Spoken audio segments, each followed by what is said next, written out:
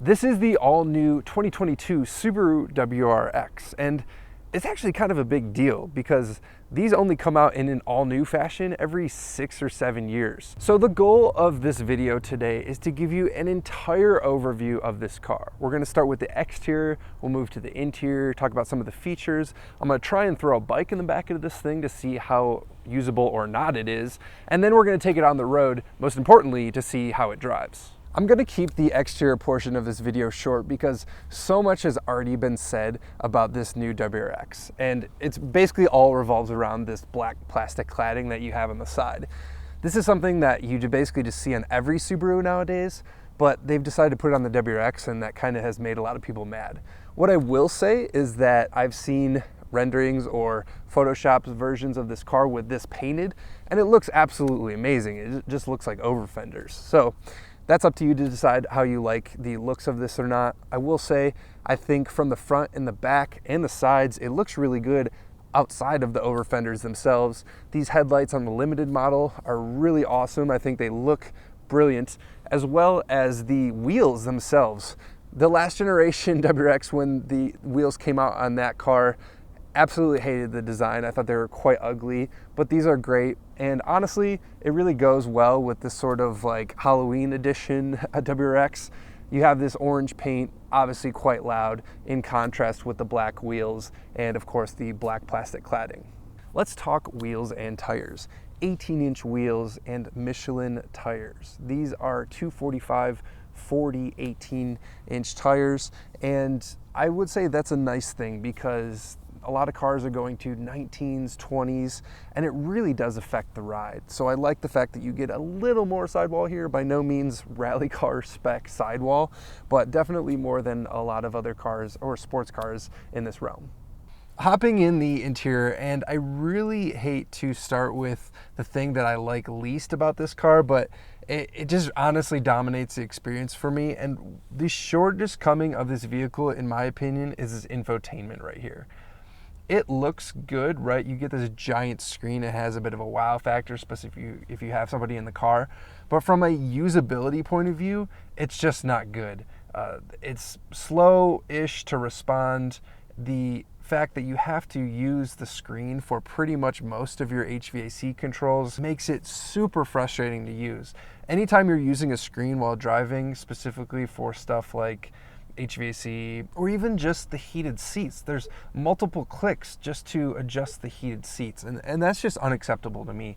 For the most part, in the past, Subarus have just been very usable and straightforward, and I just reviewed that Forester. It was quite straightforward. I really liked the way that was laid out. It's not flashy, but when you have to live with the car day in, day out, you want something that's easy to use. At least that's my take. But let's talk about everything else in here because it's not all bad by any means. These seats are pretty good, although they're quite wide. I guess they're made for Americans.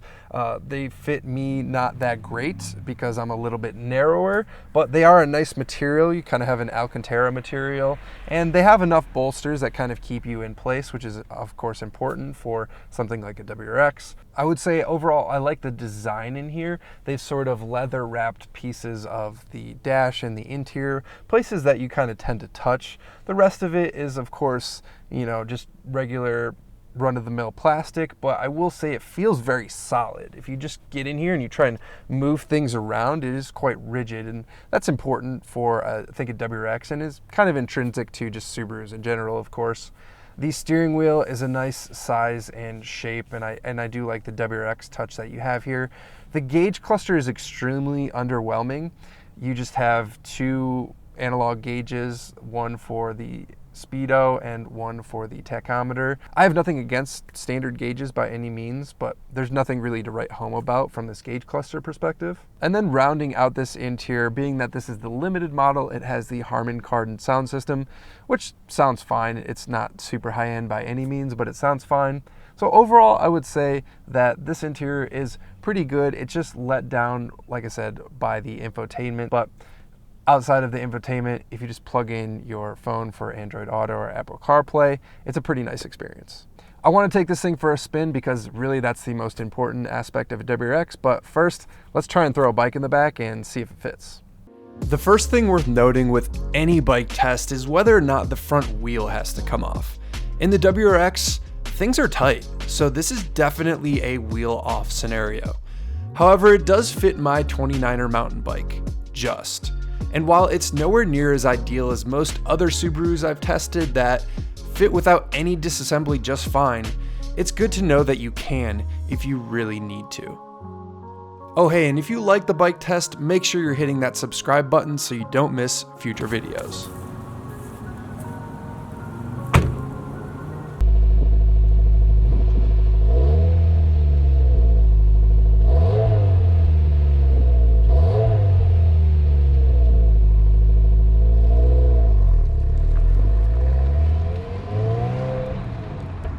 All right, let's take the WRX for a drive.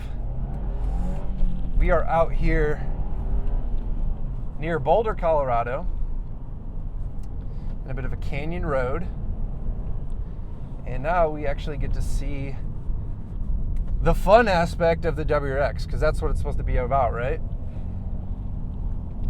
The first thing that I noticed straight away when I got in this car, especially compared to the last model, is the engine. So yeah, let's actually talk about, I started with the things I didn't like in the interior. Let's start with the things that I love from the driving experience. First being the engine.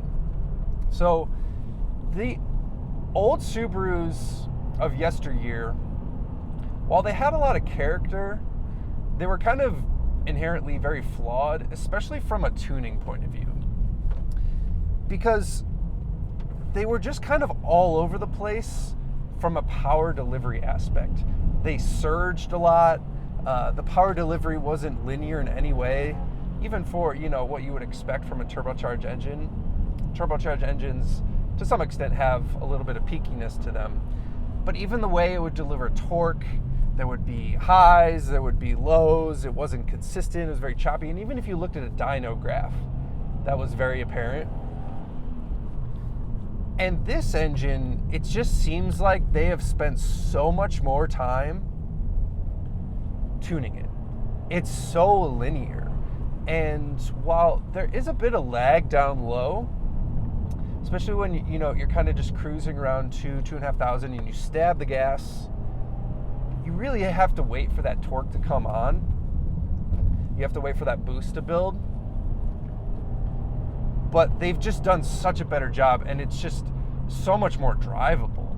I think that's really the biggest term for this car, is that it's just extremely drivable. You get in, the clutch is light, the shifter is super easy, the engine delivers power in a smooth fashion, and it pulls all the way to 6,000 RPM. Now, I like the fact that it keeps pulling and it keeps building power. The older cars tended to kind of like taper off a little bit. But here's one thing I will say is that it is 2023, and this engine redlines at 6,000 RPM. That's pretty weak. For like a dual overhead cam engine, single cam LS engines rev more than 6,000 RPM. So I don't like that. I mean, it feels like this engine has more room to run, and maybe Subaru just like really detuned it, but that's a bit of a bummer. So you kind of feel like, I wish I had more RPM. Now, we talked about the shifter a little bit. It's okay, bordering on good. It just doesn't light your pants on fire. There's nothing spectacular about it, but there's nothing really bad about it either. It's just really light. The throws are long, which I don't mind. I kind of like long throws. And I think the gearing is really good. It's paired pretty well to this car. And probably the best thing I could say about it is you could kind of just like huck it. Like you kind of just cram this gear shifter around. It just doesn't have like a super great feeling to it. It's kind of just, I don't know, it feels plastic is the best way I could describe it. So if you buy one of these, be happy with it. Never drive an STI. Never drive a Honda shifter, because those shifters are a lot nicer. So if you have friends with them, don't go around, playing with their shifter. But who am I to judge? I mean, If you want to play with another man's shifter, that's on you. You could do whatever you'd like. So another thing that I really like about this car is the suspension. We're on a very smooth road, so of course, like any suspension is going to be good on a super smooth road. Wow, where are we going here? Let's go this way. Never been here, clearly. Had to do a little turnaround there, kind of ran out of road. So the suspension, that's what I wanted to talk about. It's just fantastic. It's outside of the engine, it's probably my favorite part about the car, because it does this amazing balance of being compliant, but also, you know, it doesn't roll around too much to where you can really kind of huck it around on a canyon road like this. And that's a hard thing to do. So it has suspension travel. It's not too harsh over bumps. And I really like that about it. It's just like, it's really well damped. A lot of cinders here. It's really well damped.